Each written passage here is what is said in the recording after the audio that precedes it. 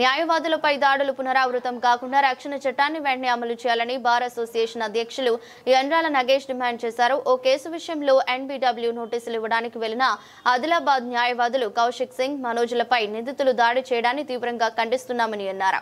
ఈ ఘటనను ఖండిస్తూ మంగళవారం విధులు బహిష్కరించి జిల్లా న్యాయస్థానం ఎదుట నిరసన తెలిపారు.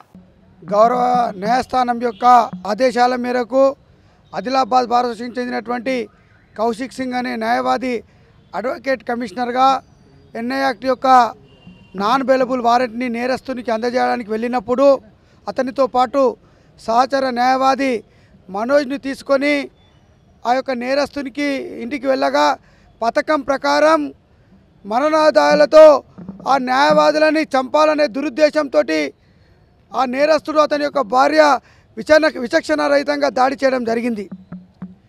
ఈ యొక్క దాడిని ఈరోజు ఆదిలాబాద్ బార్ అసోసియేషన్ మరి ముక్త కంఠంతో మరి వ్యతిరేకిస్తూ తీర్మానం చేస్తూ మరి విధులను బహిష్కరించడం జరిగింది.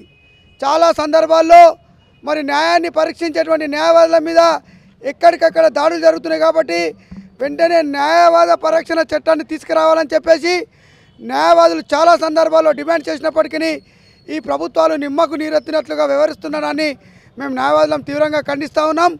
ఇప్పటికైనా ఈ ప్రభుత్వాలు కళ్ళు తెరిచి అడ్వకేట్ ప్రొటెక్షన్ యాక్ట్ను తీసుకురావాలని, లేని ఎడల ఖచ్చితంగా ఈ ప్రభుత్వాల యొక్క మెడలు వంచి న్యాయవాదులం ఉద్యమాన్ని తీవ్రతరం చేస్తామని చెప్పేసి, అదేవిధంగా పోలీసులు కూడా వెంటనే ఆ యొక్క నేరస్తులను అరెస్ట్ చేసి ఆ యొక్క కేసును ఫాస్ట్ ట్రాక్ కోర్టుకు అప్పజెప్పి నిందితులకు శిక్షించే విధంగా ప్రయత్నం చేయాలని చెప్పేసి మేము బార్ అసోసియేషన్ ఏకగ్రీవంగా ముక్త కంఠంతో తీర్మానిస్తూ మరి యొక్క బ్రూటల్ అటాక్ని ఖండిస్తూ ఉన్నాం.